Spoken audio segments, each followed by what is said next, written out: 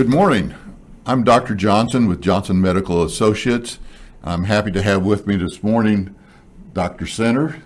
Dr. Center is a person I've known for a long time with great expertise in brain health and a background with functional medicine.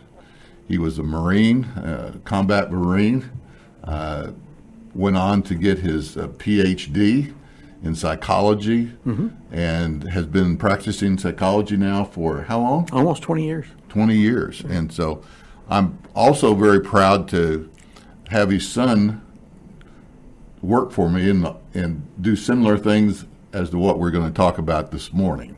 His son's name is Cameron Center, and Cameron was to be with us this morning, but he's not feeling well, so you will get his dad along with myself to talk about how we can have better brain health, how we can feel better, function better in today's environment. Today's environment is quite challenging, as most of us have experienced, with unsurety in many, many areas in our life, constant bombardment with social media, not knowing who to trust and what to really rely on as far as factual information. And then this, in its totality, then causes mental stress, sleep problems, and eventually it affects our health and our daily function.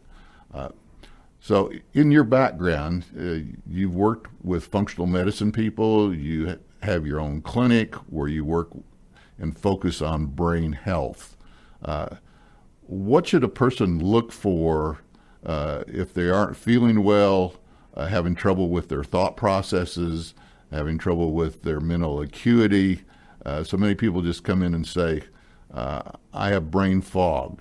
They can't get their thoughts organized. And a lot of what I see is they're just overloaded, or they aren't getting good sleep, or they're having reactions to different foods they're eating, and their brains do not function well. In our clinic, in Johnson Medical Associates, we do QEEGs, neurocognitive assessments, and we also assess for food sensitivity, concussions that have occurred in the past, brain injury, which all hinder our sense of well-being and our ability to function. When patients come to you, how do you approach them, and what do you look at to help them get organized and how to approach better health? So we kind of view the journey to health as part of, the overall life journey. I mean, so we're always doing things that affect our health. The foundations of health are really the pillars of diet, sleep, and exercise. And so when we want to understand why people are struggling, the first thing that we're going to want to assess is, where are you in terms of diet, sleep, and exercise habits? It's important to know things like, your genetic vulnerability. So we do functional genetic testing. We do neurotransmitter and stress hormone testing. We do food sensitivity tests. We also spend a lot of time talking about sources of stress. And any aspect of our life is the potential source for stress. So diet, sleep, and exercise can be stress points, but so can financial stressors, educational stressors, relational, emotional, spiritual. All of those things can be sources of stress. And so in order to understand why a person might be struggling with this, that, or the other issue, and how can we restore them to health, we really have to know, what's going on in the background. And many people are unaware of the things that they're doing that actually are working against their health. They may not recognize that using smart devices within 45 minutes of going to bed is going to affect their ability to go to sleep, or that having pets in the bed with them is going to affect their ability to maintain sleep, because our pets have sleep cycles that are well inside of our own, and as they move around, they're waking us up. Same thing with kids. I mean, that's why we discourage having children in the bed, even for young adults, that we need to keep those things separate. When we're not sleeping well or when we're fatigued, many times we will eat the things that exacerbate that, make it worse. So simple and refined sugars, simple carbs, that using a Coke in the morning to wake yourself up is a terrible idea, as is that venti sugary drink that you get from your favorite dispenser of caffeine. Those things are actually working against health. Most of us that attain the age of 30 have had one diagnosable mild traumatic brain injury, whether we remember it or not. So TBIs are really common. And if they're not properly treated, and if you're not exercising, and if you have poor diet, the consequences of those head injuries can last for years. We've seen people who've had head injuries 30 and 40 years in their past that are continuing to cause problems in terms of attention, focus, concentration, attention stamina, the ability to stay on task, complete a task. And so our model of assess, address, and reassess is a constant going back to those fundamentals of health and saying, what's going on with diet, sleep, and exercise? What are your current stressors? How are you handling those stresses? And then where may you not be doing things that are particularly helpful for you that are going to affect you in terms of your mind, will, emotions, energy, and things like that. Wow, that's overwhelming. It can be. It can be very overwhelming, and that's the constant. That's a common response amongst our patients, right? Is that, oh my gosh, you've told me all these things. I just feel overwhelmed. I don't know where to start. And so we generally have people start at the easiest thing to address. And so if the easiest thing to address is making some simple dietary changes, well, then we encourage those. Or maybe it's to take a supplement like an antioxidant, N-acetylcysteine or alpha-lipoic acid, or some of the very easy things to do. Or it may be to eliminate something from the diet, maybe cutting those 2 sodas a day down to maybe 1 or 2 sodas a week, and to do that gradually. We don't want to do anything drastically because generally drastic changes don't last.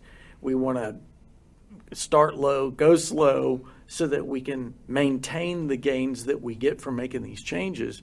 Because if you try to change too many things too quickly, it just generally all kind of crumbles. Yeah, so what I'm hearing is it's important to focus on what the individual that comes in that's having a problem, what their main issue is that they come in with.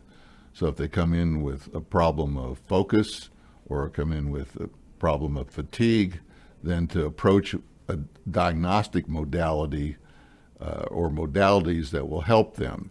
I know at my office, if someone comes in and they're tired and fatigued, one of the first things is to look at their diet, look at their habits, do an overnight oximeter study to see whether they're desaturating with low oxygen levels during the night, which does affect their sleep. Absolutely. And then there's different devices that a person wears that can look at their sleep patterns.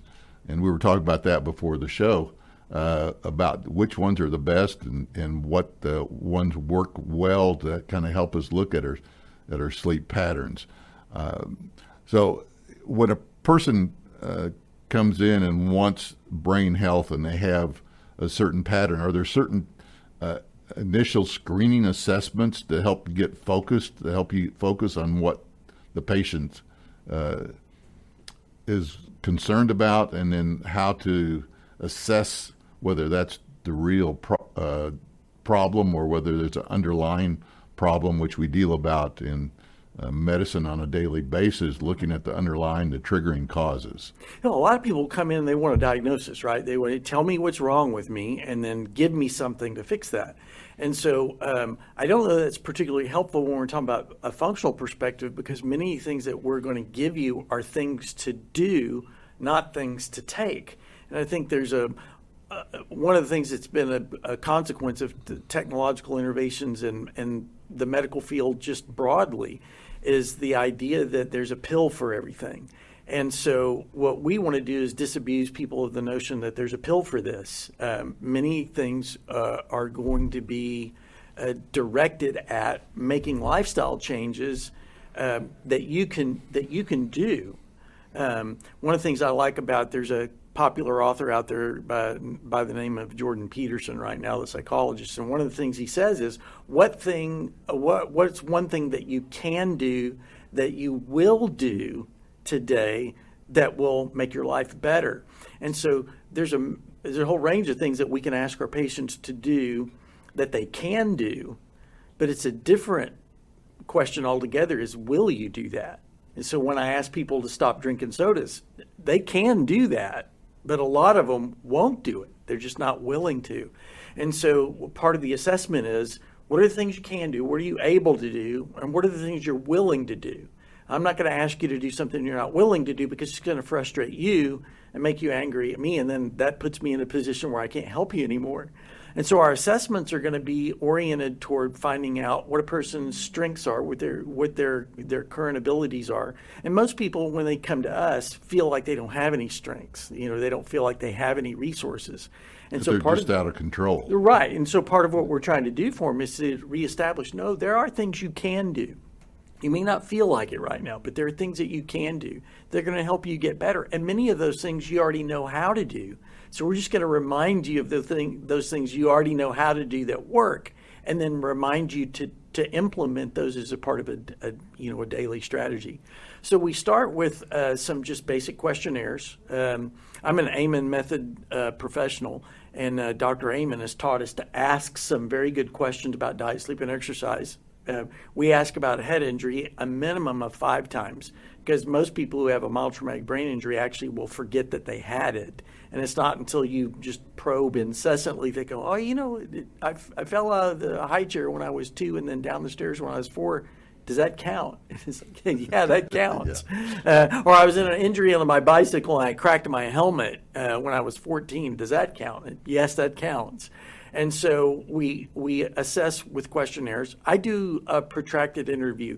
I've just found out that being lavish with my time up front saves me an inordinate amount of time later and trying to figure out what's going on. So my interviews with my patients can last anywhere from an hour and a half to 2 hours, where we go over all of those questionnaires that we gave them.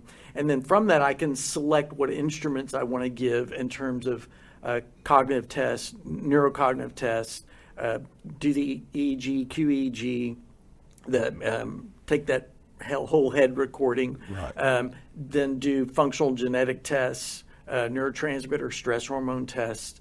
And sometimes when people are not able to afford all that testing, because it can be quite expensive, then we'll do like a Zyto scan, which is a way of using galvanic skin response, or our body's natural electrical communication system, and to assess what the body is wanting or needing, or maybe some of the things that are going on in terms of viral load, bacterial load, heavy metal load. It's not nearly as accurate as the lab results, but it may give us a little bit of quick insight and also be able to help those that maybe not be able to afford that. So those are the kind of things we do to assess. Well, you were talking about head injury. And I had a patient this week that came in and said, I haven't had a head injury. And I sent him down to get the QEEG to look at brain function, and it also looks at traumatic brain injury and whether you've had traumatic brain injury. And sure enough, it showed traumatic brain injury. And came back in and said, no, I never had it, and didn't realize that I had a traumatic brain injury until I went to get my hair cut. And the person was washing my hair and said, what's this lump back here in the back of your head? And then it dawned on him that he had fallen, he had been struck in the back of the head at age 3 and had to have staples in his head. Right. And that the head injury that was showing up was from age 3, which was very significant in the diagnostic QEEG exam. Yeah. So as a retired, military guy, combat vet, having spent over 20 years in the Marine Corps, that's a head injury rife environment. I mean, you just stay in long enough, you're going to get one. And things like dynamic overpressure from explosions or IEDs, you don't have to have shrapnel on your body, you get a closed head It's a wound. percussion injury. Right, exactly. And the concussive forces are incredible. But we live here in Texas. I mean, we're the football state, right? And so almost all of our young adult males have played football at some level. A lot of our girls are playing soccer. And so if you had one or two wet footballs or soccer balls, you're going to sustain subconcussive forces. And if you get enough of those, they equal a head injury. And we tend to live lifestyles now that are head injury inducing lifestyles. And so we can't mitigate against every risk, but we can wear helmets and things like that. Yeah, but it could be as simple as raising your head up underneath a cupboard. Exactly right. And banging your head or on the mantle. Absolutely right. Yeah. And then it affects your brain health, your function aspect of it. Absolutely. And so the thing about head injuries is that, and we've been researching this now for a good 40, 50 years, really intensively, and that we've found that there's 1.5 million Americans that are going to get a TBI this year. So, it's pretty common. Yeah, it's really common. So of those 1.5 million, 80 to 90% are mild traumatic brain injuries. Very few are moderate or severe. And if you've had a moderate or severe head injury, you're likely to remember that because you spent some time in the hospital, you had positive neuroimaging, you may have a gray matter leaking onto your shoulder. I mean, you're going to know it. The mild ones, however, the further you get away from, less likely you are to remember that you had one. And if you've had several of them, you're even more likely to not remember that you had one, because one of the effects of a head injury is it affects your memory. Right. And so head injuries are incredibly important for us to understand how they're playing a role in your sleep, attention, focus, irritability, all of those things, and in short-term memory.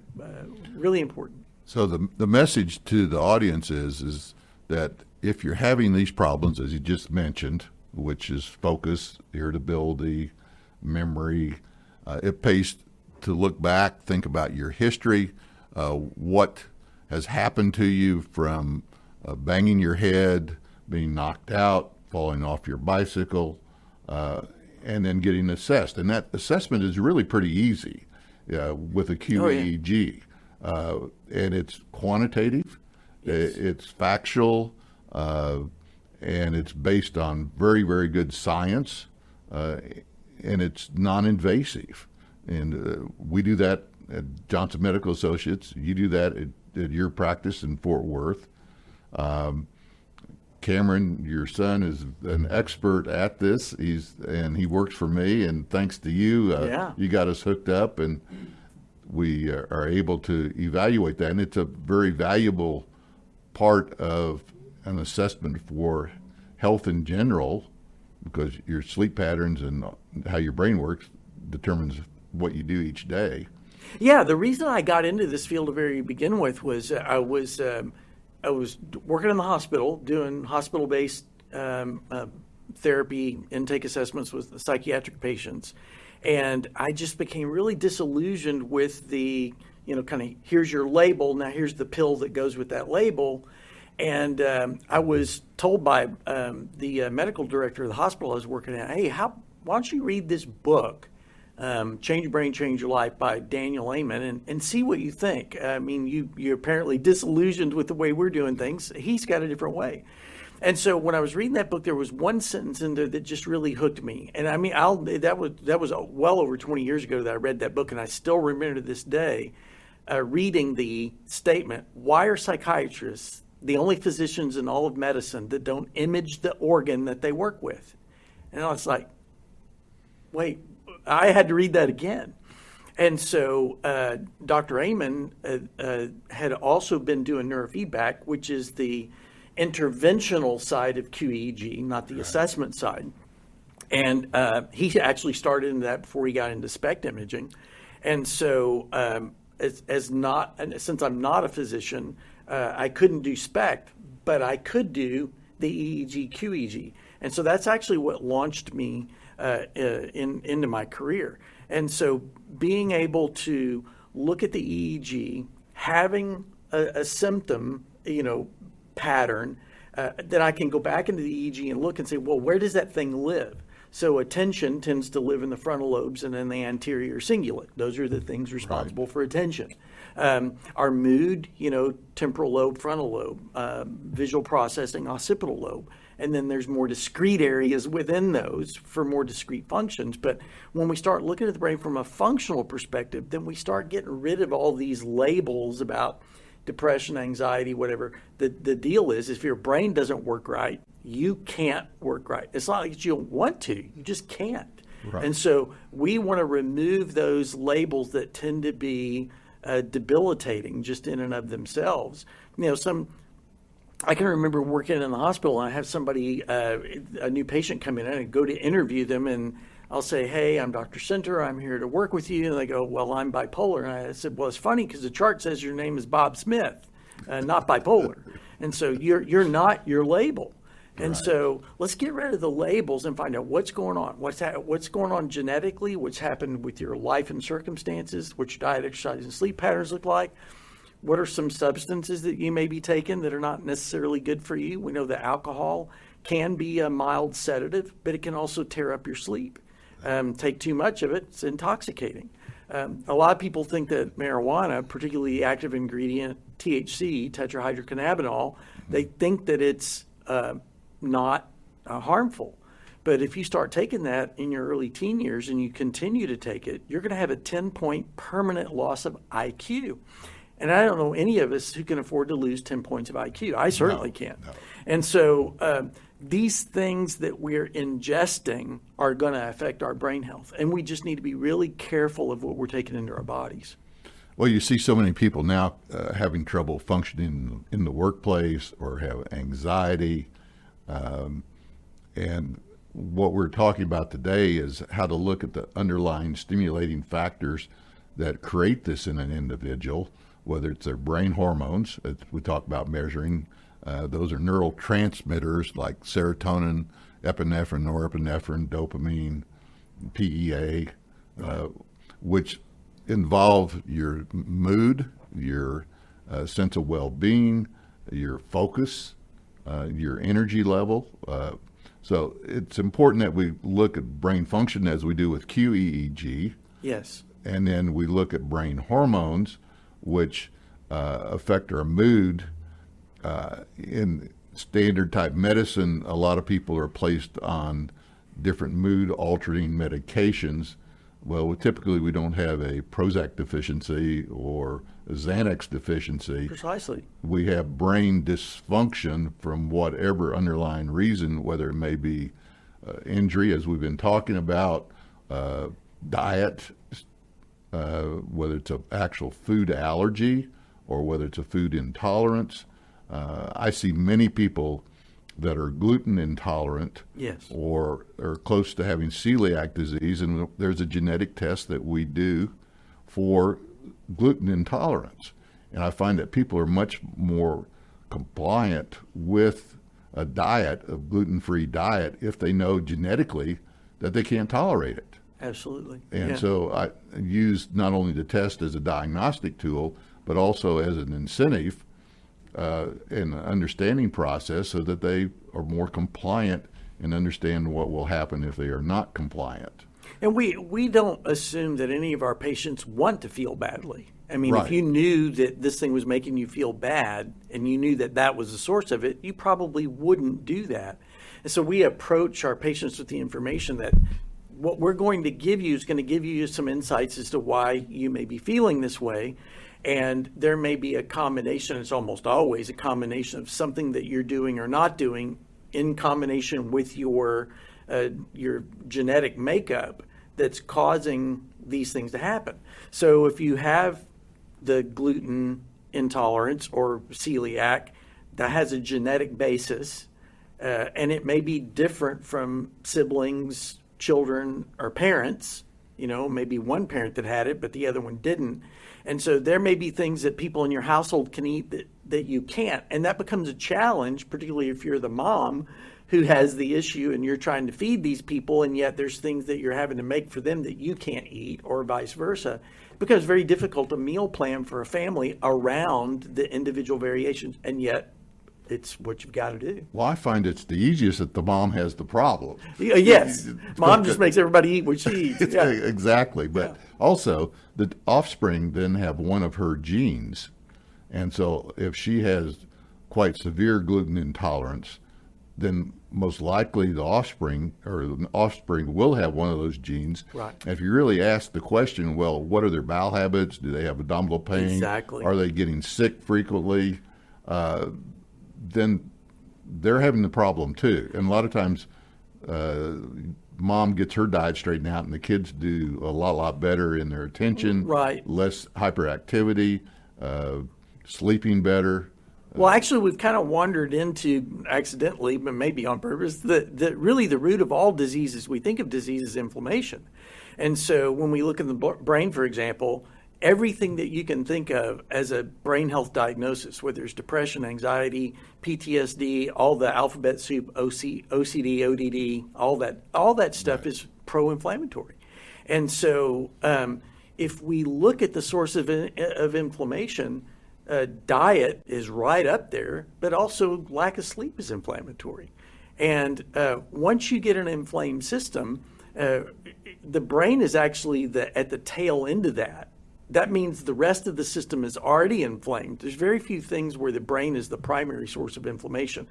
Encephalitis is an example of, where you get a bug bite and it goes to your noggin, or you get something that affects the central nervous system in terms of inflammation. Yeah, well, that's like when West Nile virus came through. Precisely. And they had encephalitis from the West Nile virus, and people have had long-term effects from that.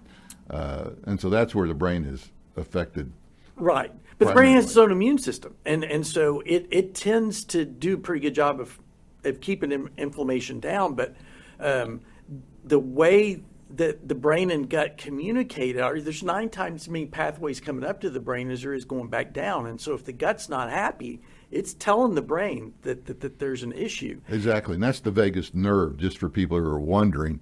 And it's the longest nerve, the biggest nerve from the brain to our body. The 10th cranial nerve. The word vagus actually means wandering in Latin. It's the wandering nerve, and it innervates everything north to south. And so one of the things that we've done for chronic constipation, particularly kids with autism, is use vagal nerve stimulation to improve vagal nerve tone, because low tone results in constipation. And there are certain medications and other kinds of interventions that will induce constipation. And we found that coffee enemas will straighten that out really quickly, and keep people away from the taking the medication for this problem and then taking another medication for the symptoms that the first medication caused, and then another medication for the second medication's side effects. And so we try to use as many of these natural approaches, and some of them come to us from traditional Chinese medicine, and others come from traditional Western folk medicine. But there's a lot of good plants and dietary interventions. Just staying hydrated will help you keep from being constipated. So there's a lot of things that we can do in that regard. Yeah, well, just a side note, you talked about constipation and irritable bowel and that, and of course we see that in autistic kids, we see that in adults and children and so forth, that many people assume that if you're celiac and the gluten picture, it's all loose stools, where what we find clinically is that if you're gluten intolerant, you're more likely to be constipated. Exactly. Versus those with true celiac disease, which have uncontrollable bowels in a lot of cases. Yeah, rapid transit. Yes. Yeah. So it's amazing how the body works and how that nerve feedback works from your brain to your gut. Because the vagus nerve innervates your stomach and the diaphragm and all your bowels, and then the return feedback to your brain is tremendous from that, because there's a communication both ways. Yeah, and again, the central nervous system we would hope is the director of all of that. But sometimes it gets dysregulated. When the vagal nerve gets dysregulated, when the vagus nerve gets dysregulated, then the interventions have got to be aimed at calming that down. And there's easy things to do. I mean, you can take a cold shower. Just turn off all the hot water for the last 30 seconds of your shower. Will increase vagal nerve tone. You can sing out loud in the car as long as you don't have anybody in there with you. You can scream and yell. You can put your face in a bowl of ice water for as long as you can hold your breath. There's lots of things you can do. Stimulate the gag reflex while you're brushing your teeth. Before you brush your teeth, you can put it on the back of your tongue to stimulate that gag response. That's before breakfast too. Yes, before breakfast as well, before you've eaten. But those things can induce that vagal nerve tone. Essentially, what we're trying to do is, in people with low tone, the sympathetic nervous system is dominating. And what we want is to increase the parasympathetic nervous system, para, alongside. Right. That's what it really means, to come alongside, to keep the sympathetic nervous system from dominating. And most of us know people who have low vagal nerve tone. They tend to be very irritable, have that short fuse. They tend to go into chest wall muscle breathing when they're anxious. So instead of breathing diaphragmatically, they do rapid, shallow breathing. And all of those things are the sign of poor vagal nerve tone. Well, that's why one of the simple things that you teach, Cameron teaches at my office, is proper breathing. Yes. To help control that sympathetic, parasympathetic system, calm the sympathetic down, increase the parasympathetic. Exactly. If you want to see what the picture of low vagal nerve tone is, look at a 2-year-old or a 3-year-old in a temper tantrum. That's precisely what that poor nerve tone is. They haven't learned to control their own vagal nerve tone. They don't even know what it is. But they immediately go into rapid, shallow breathing, You're right. Out of control, physical externalization of their stress, screaming, crying. But if you want to see great vagal nerve tone, watch a baby sleeping.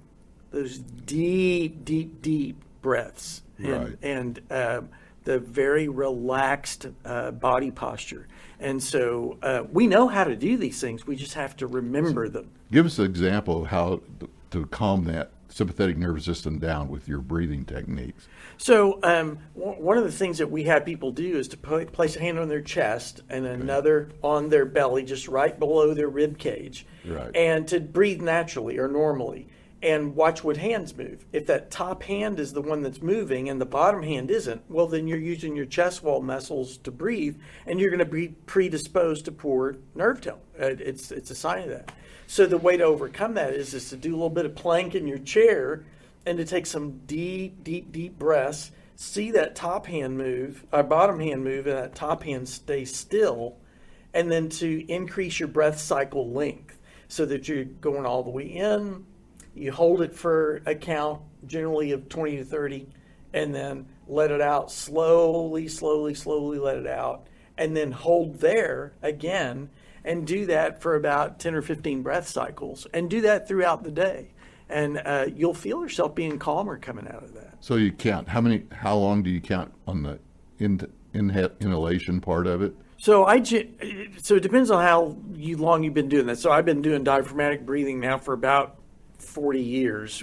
I learned to do it in the military, believe it or not, when I was learning how to shoot, because you can't shoot if you're breathing erratically. And so I can do maybe 2 breath cycles a minute.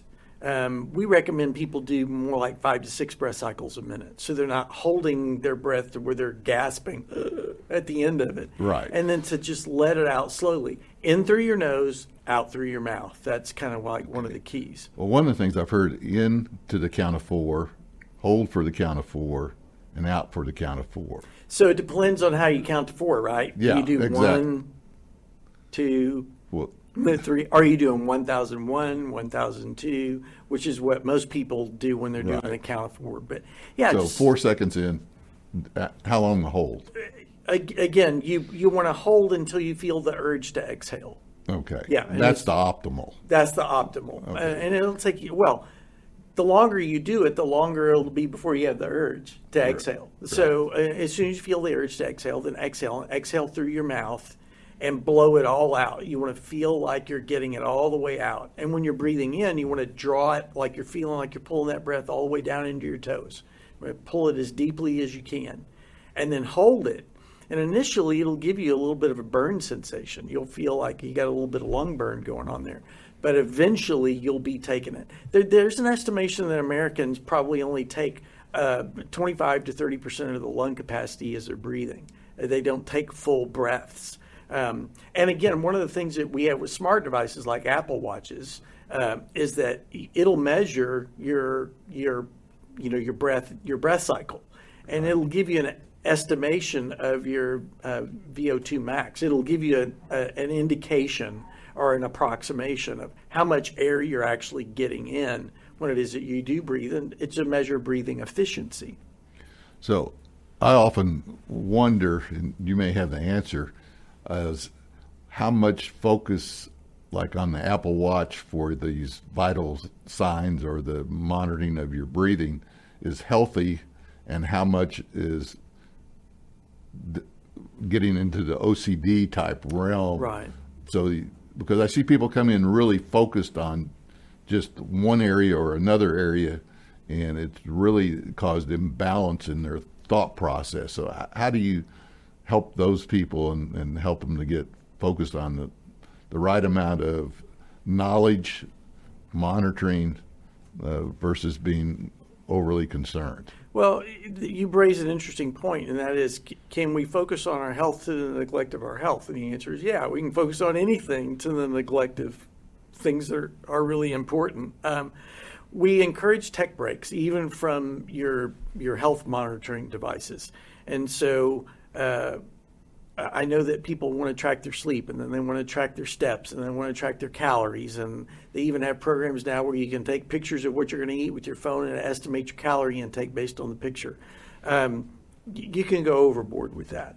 We would suggest that you monitor those things once a day, not all day.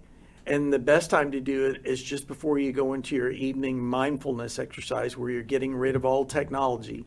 The last thing you close out is that health stats. Just take a perusal through it. Notice what you notice about what you're doing amongst all the things that it measures, and don't focus on any one to the neglect of the others. And then put it down. If you're spending any more than 5 to 7 minutes a day looking at your health stats, you're misusing the tool. The tool wasn't designed for you to focus on for any significant part of your day. So we just talked about how to kind of calm yourself down if you find yourself becoming anxious, kind of irritable, that type of thing.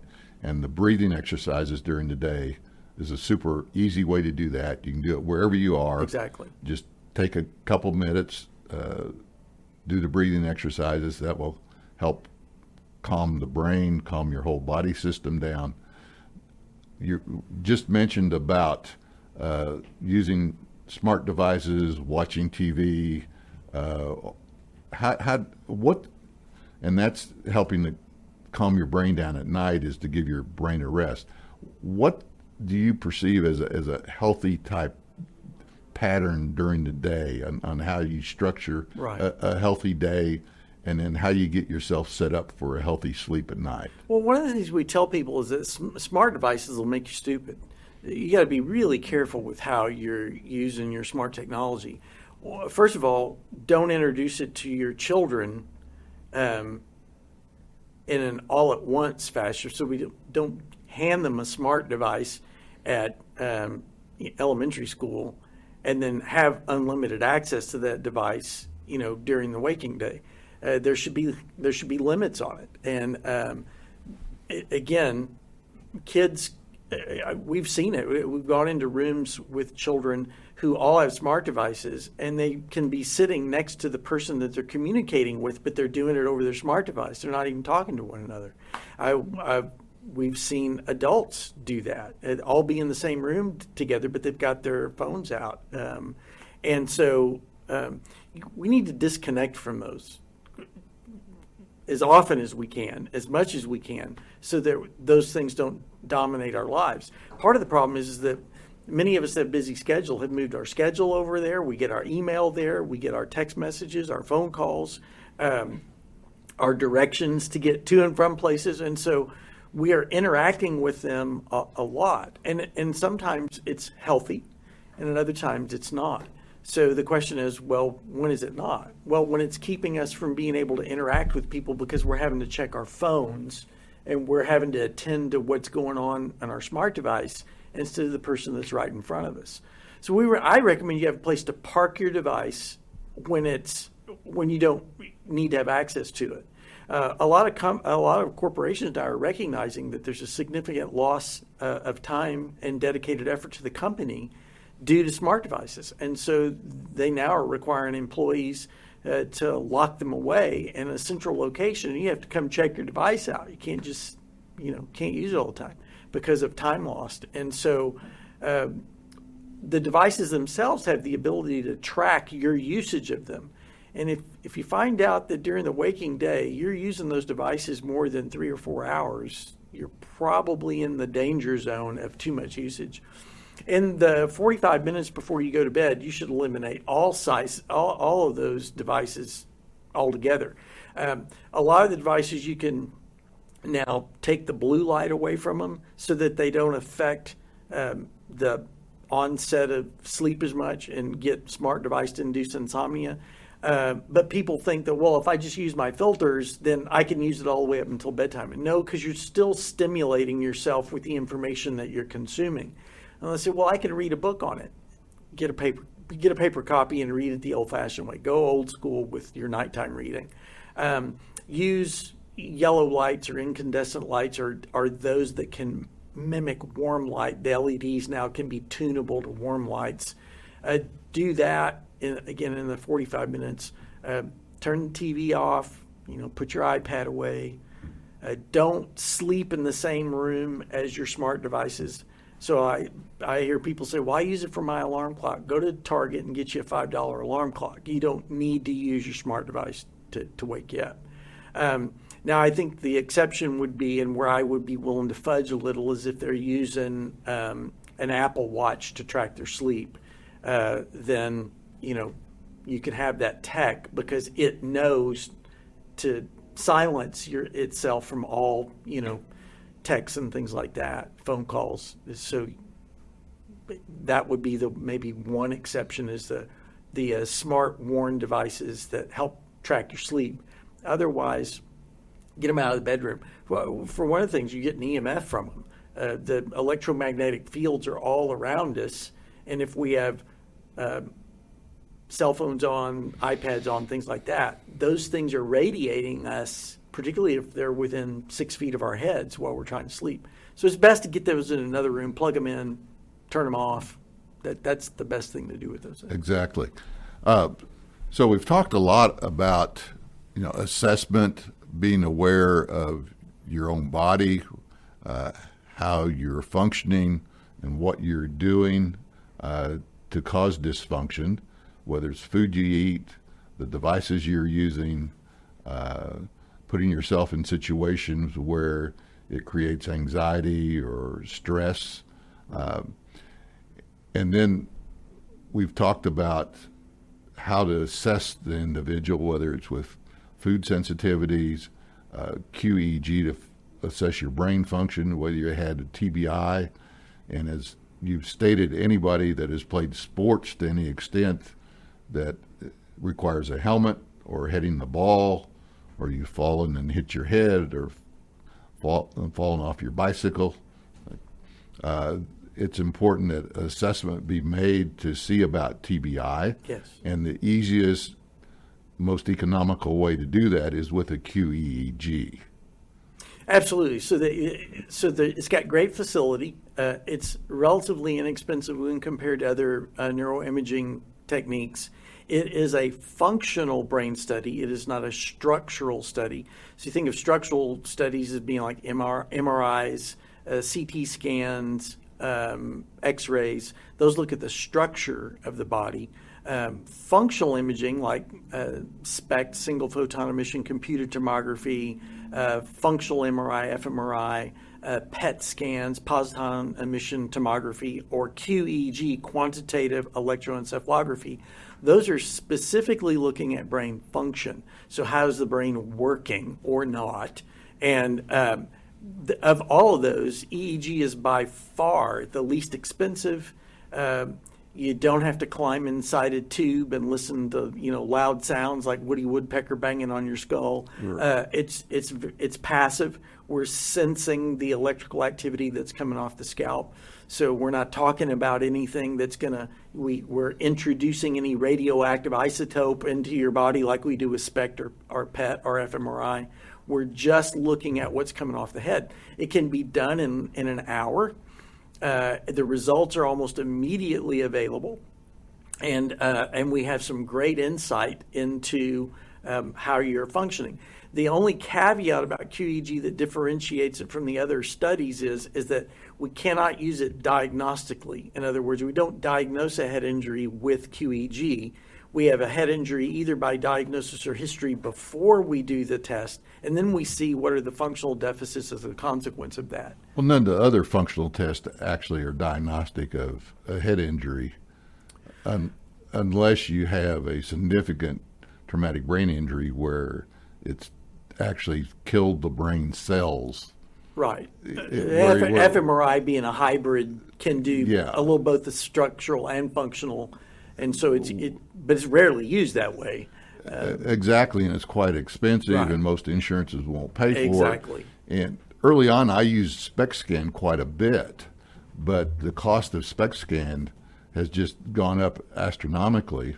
And so for a person that is cash paying or their insurance won't pay for it, a SPECT scan can cost $4,000 or $5,000. Right, and unless we're expecting Parkinson's, and things, or we want to differentiate it from maybe Lewy body dementia, then we would do a SPECT scan, just the DAT of the SPECT, just to see whether or not we might have a disease exactly, process. But that's very rare case. And that's generally paid for by insurance if you suspect Parkinson's. Right. That test is indicated. Yeah, that test is indicated with it.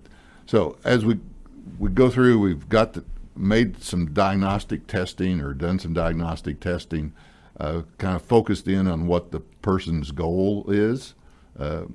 Then what treatment modalities are effective or available out there that you use, and I'll talk about some of what I use to help the person actually heal. We talked about the breathing techniques for just the anxiety part or calming your system down. Right. What other techniques then? You talked about neurofeedback as a technique.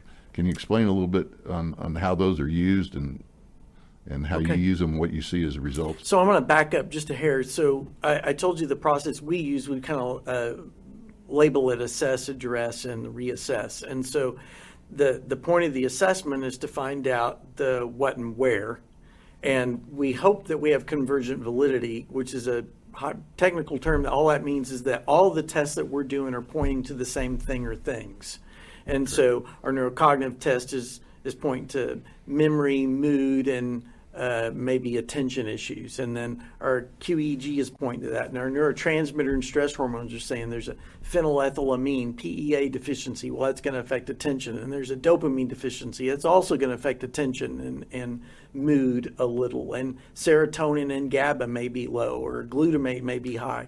Those things can affect mood and memory, and also attention and focus, drive, so to speak. So now we have all these tests that are saying, hey, we've got issues that are going on in the brain and body that are related to mood, memory, and focus. So our interventions are going to be related to mood, memory, and focus. And so we may do neurofeedback and work on the frontal lobes and the limbic lobe to re-regulate that chain. We may be doing photobiomodulation, which is infrared, near-infrared, and red light therapy to increase cerebral blood flow and oxygenation and mitochondrial DNA activity. And it's been shown through research that if you can increase cerebral blood flow and oxygenation, you do two things. You give the brain more of what it needs, oxygen to burn for metabolic things, but you also increase the trash hauling capability of the bloodstream to move toxins out of the tissues. Our brains are 80% glial fat by volume, so our brains are mostly fat. Well, toxins love fat. That's where they hide out. And so the toxic burden of the brain is dramatically impacted by the fat, and the toxic burden of the brain. And so you've got to find out a way to oxygenate. And you can either do it through increasing exercise, through photobiomodulation, or for those who really have acute issues, hyperbaric oxygen therapy, as you well know, is the best way to get at that, because we can saturate those tissues with oxygen. Well, typically all the modalities that you're talking about require oxygen to be carried by hemoglobin. Correct. And so whether exercise, which just increases blood flow, increases oxygen delivery to the cells by hemoglobin. Where with hyperbaric oxygen, which we use, and I use in my office all the time to enhance healing, you saturate the whole blood vessel, the serum as well, so that you have 10 to 15 times more transport than you normally would, regardless of what you're doing of oxygen. It's a supercharging to the tissues. Right. And so we see enhancement of repair and enhancement of recovery in all kinds of different areas, particularly brain health when it comes to recovery from concussion. Typically, people may take up to 30 days to recover from a concussion. With hyperbaric, studies have showed 80% recover within 5 days.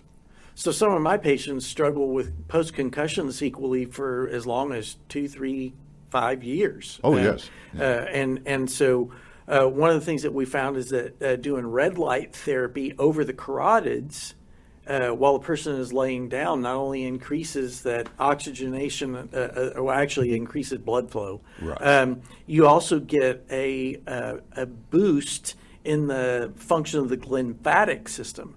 And the glymphatic system is incredibly important for healing from injury and from reducing toxic burden. So, and things like red light therapy are becoming more and more accessible. You can buy those things off of Amazon now, and really are helpful.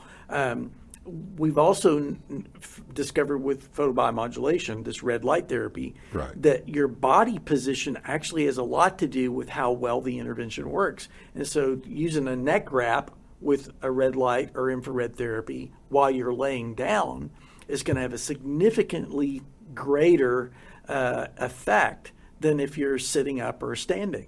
And so how to use these devices really can be enhanced by consult with a functional medicine professional who knows how to use that particular technology. And unfortunately, there aren't a lot of us out there. And so patients really don't know, well, who do I talk to? I've seen this thing advertised. I get it on my Facebook. I get this red light therapy thing on my Facebook, but I don't know how to use it. And well, so that'd be excellent. Another session to have together to bring in some of the devices, show exactly how they should be used, what's the best way to use them, and what's underuse or overuse. Because more is not necessarily better in a lot of cases. If not most, right? Exactly. Exactly. And so we talked about hyperbaric, and I'm a big believer in hyperbaric. Dr. Amen actually is the one that turned me on to hyperbaric, and I know the Amen clinics here in DFW sends their patients to you for hyperbaric because they recognize the value of hyperbaric oxygen therapy. Neurofeedback, which is EEG biofeedback, is a wonderful way to get at this. I have found that using it in combination with any other intervention is generally better than using it by itself. So we can combine it with photobiomodulation. We can combine it with targeted nutritional supplements. We can complement it with an exercise program. But we very rarely do neurofeedback by itself. And many times we need to do counseling or psychotherapy because as the brain changes, then the person becomes aware and sometimes more acutely aware of other things in their life that are causing them stress or discomfort.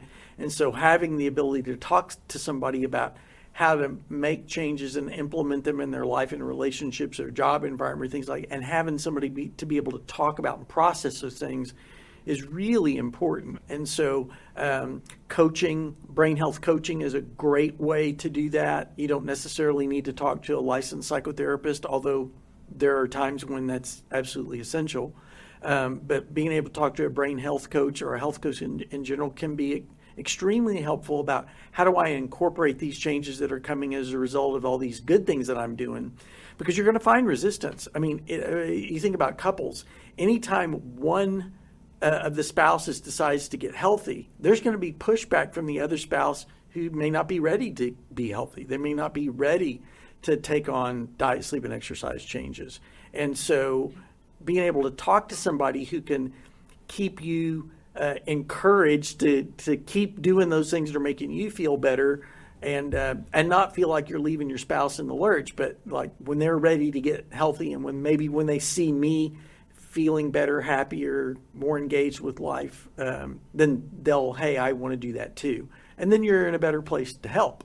But you don't want to conflict over that. Yeah. The other day, a patient brought in a workbook that they bought off the internet for,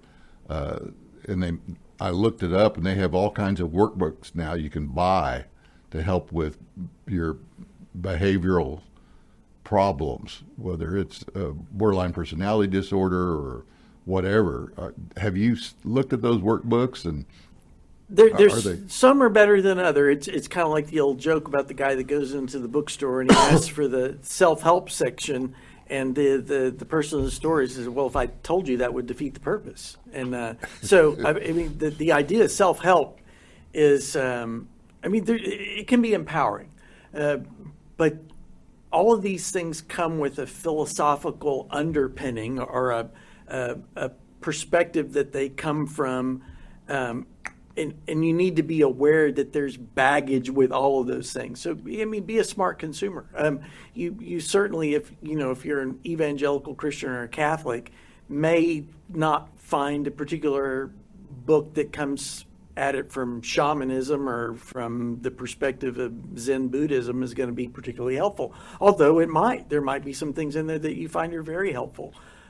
Generally, we encourage people to stay within their faith system or belief system, their framework for their worldview, and get not too far outside that, because that can induce other anxieties that can then become a problem in and of themselves. Exactly. Just be careful. So the message is it is important to get guidance as you go through with this, and I find that that's very important, because people come in asking me all the time, well, I want to do this therapy, or I want to do that therapy. Well, is that therapy appropriate? Exactly. And so you have to go back to the basics that we've been talking about of, what is the underlying cause, what is the main issue, and then once you define that, just as you pointed out here in our discussion, then you can have a plan to help for improvement and hopefully a healing and cure. Well, so as folks are searching, if you get on the internet and you're looking for who can I find to help me with this? I've heard about neurofeedback. I want to do neurofeedback. Be a really wise consumer. There's a lot of people out today who put on their websites that they're a neurofeedback provider. But they may have gone to bought an equipment from a vendor. The vendor did a weekend workshop and said they're certified to do that. Well, that is not the kind of certification that you want your provider to have. You want a nationally or internationally recognized board certification that's connected to a clinical license in some way, and get your neurofeedback or biofeedback or other interventions from that person. So, for example, for neurofeedback, there is one certifying body in the United States for biofeedback and neurofeedback providers. It's the Biofeedback Certification International Alliance, BCIA, and they have different certifications. They have certifications for neurofeedback, for biofeedback, for pelvic muscle floor dysfunction, and for heart rate variability. If you're going to have the most complicated system in the universe, which is your brain, trained, you don't want to do it by somebody who went to a workshop one weekend and then decided to start sticking electrodes on people's heads. You want somebody who's had documented supervised experience and training and have passed a rigorous certification exam and gone through mentoring. And for many people, it takes 2 years to get the certification. That's who you want working with your brain. You do not want somebody working with your brain who just bought equipment and may not even have a degree in a brain health field, who's working with, again, the most complicated system that we know of in the universe is the human brain. That's very important, because you hear people coming in and say, well, I tried that and it didn't work, or I'm worse in some cases. Precisely. And the next question is, well, who did you see, and what did they actually do? Right. And so many times you hear equipment's used inappropriately, they're working on the wrong thing, they're following a cookbook protocol, which has really nothing to do with what is that individual's problem. Exactly. So that's at our office and in your practice, we focus on looking at the main problem, having the appropriate test done, then having the appropriate prescribed treatment for that, and having people do it that are well trained, like yourself, like your son Cameron. That makes all the difference. It does. And if you don't see those letters, BCN or BCIAN or BCB, if you don't see those certification, the credentials behind a person's name, you really should be careful. And, it's that caveat emptor, buyer beware. If you're not going to a certified person, you really can't expect much. And, there's a lot of things you can do when you're researching. You can look and see, is there any research been published with the equipment or software that's being used? And do they say there's a potential for harm? Because if there's a potential for good stuff, if it's used correctly, there's also potential for harm if it's not used correctly. What are the experiences of this particular clinician with working with what you have? So if they're an ADHD specialist, you may want to consider going to somebody else if you have a mood or anxiety issue. If they're a general practitioner, how long have they been doing this? How many years of experience do they have? If you're doing neurofeedback, every neurofeedback intervention should be preceded by an EEG assessment. It can be done with fewer than 19 channels. You don't have to do the whole head, but some sort of assessment needs to be done prior to the intervention. We prefer the quantitative 19-channel EEG so we can see everything in 2 and 3 dimensions. But not everybody has that, latest, greatest, state-of-the-art techniques. But they should proceed whatever they do. We have a little moniker that we use at our practice. We don't move anything before we measure it first. And anything that we move, we continue to measure to make sure that we're headed in the right direction. So, it's kind of like moving your furniture in the house. If you may move it 2 feet to the right, but your wife comes in and goes, hey, I wanted that moved 2 feet, but I want to move 2 feet to the left. And so we want to make sure that we're moving things in the correct direction. And the only way you can do that is to measure frequently. And your practice and my practice, because we follow the same standards, every 5 to 10 sessions, we're remeasuring to make sure that things are headed in the right direction. And we do that with all of our interventions, not just with neurofeedback. Yeah, exactly. And that's so important, because people then can see what their progress is. And one of the things that I see frequently, and you were talking about toxins earlier, is mold toxins. For years and years, I've dealt with toxic exposures affecting individuals. Back in the early 80s, it was more solvents, volatile chemicals. Mm-hmm. Then it became herbicides, pesticides. Mm-hmm. And as people became aware of the toxicity of those, government has labeled them, made people aware, made MSDS sheets available, which is what's in the chemical in the workplace. So we see a lot fewer workplace exposures or inadvertent exposures to like pesticides and herbicides. Right. But now we're seeing exposures to mold. Yes. And certain molds, the black molds, produce toxins which are lipophilic, which you were talking about. Fat loving. That they stick to the fat, they stay in the system, in your body's system, and they're hard to get out. Right. And they affect the nervous system. So I see that every day in the office of people that have had their brains affected by their indoor environment from the mold toxins. The molds produce a chemical, and the mold can grow behind the wall, under the counter, behind the shower, and you can't find the spores necessarily, but the chemical is in your air. Yeah. And you breathe that chemical, you bioaccumulate it, and then it sticks to the cells and it's hard to get out. And they show up with abnormalities that we've been talking about from the toxic effect, where people are fatigued, brain fog, have gastrointestinal problems because it affects the vagus nerve, the digestion process. They get joint pains and aches, and then you have to treat the neurotoxins. And as you were talking about, you got to use antioxidants to help with that. We look at the brain dysfunction with the techniques you've been talking about, and then many times we have to treat those people with hyperbaric to really force the systems because oxygen and glucose are the two main ingredients needed for mitochondrial function, for detoxification process to occur. Yeah, and your brain consumes, 20% of your resting state oxygen, but it also consumes anywhere between 20 and 40% of your blood glucose. And so the brain is an energy resource pig. It's only 3 pounds of glial fat and water, and yet it consumes a disproportionate share of the body's resources. One of the things that you said reminds me another one of our sayings at the office, of which we have many, and one is that we don't remodel the house while it's still on fire.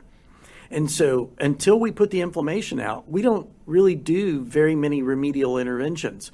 The first thing we do is go after inflammation with a vengeance. So because if we don't, all the good things that we're doing will just get burned up by the inflammation. So we got to find the source of inflammation, address it, and then we can start the remodeling process. But it's a great analogy. If your house is on fire, you wouldn't call the remodeling guy. You'd call the fire department. Oh, exactly. And I see people all the time that have mold exposure that they've been trying to fix themselves or get healed, still living in the damp, moldy environment. Yeah.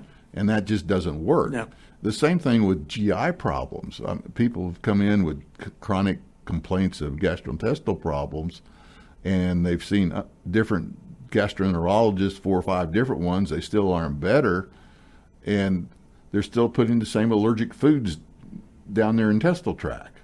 Or they're taking you can't heal it with the inflammation being created from what you're eating. Or they're looking on the internet and they're seeing all these advertisements for probiotics, and then you look at it and the probiotic and prebiotic are packaged together, and they don't realize that their probiotic is actually getting in the prebiotics getting away the probiotic in many occasions, particularly if they've got small intestinal bacterial overgrowth to begin with, or SIBO. So they've got a little bit of this irritation going in their gut because the acid-loving birds of the small intestine have been outnumbered by the alkaline-loving, large intestinal bacterial flora, and so they've got this dysbiosis going on, and then they're putting prebiotic in with a probiotic, which just makes things worse. And if they would separate them, but they're not talking to functional medicine folks, and so they don't understand that thing that should be doing good for them isn't going to do any good for them because an assessment wasn't done to begin with to say what's the right strategy here, and how do we handle that. The strategy is the most important, because even the test that we do for GI, whatever it is, function, will not tell you what the problem is unless you have a safe food diet to begin with. Exactly. And so it has to do with that initial exposure. You've been most helpful today in it's been fun. Your insight in how to approach brain health and just a healthy lifestyle, and what we can do, some simple things that we can do to get started. Pay attention to the foods that we're eating. Mm-hmm. If you notice that your stomach's upset after dairy or after spice, I see a lot of people that are sensitive to onion or garlic. Creates a problem. Or the nightshades. Or the nightshades. A lot of times, the two biggest things are dairy and gluten from the food standpoint. Then appreciate all you've said about the sleep patterns, how we think about our day, getting our day organized, and then what modalities are present and useful that are readily available at your office, at my office, to help people with their brain health and getting through each day in a healthy, joyful manner. Thank you so much for being with us today. Thanks, Dr. Johnston. My folks at Brain Behavior Associates and I really appreciate the invite. Thank you. Well, you're welcome. Thank you for all your information and your time today. Thanks. You're welcome.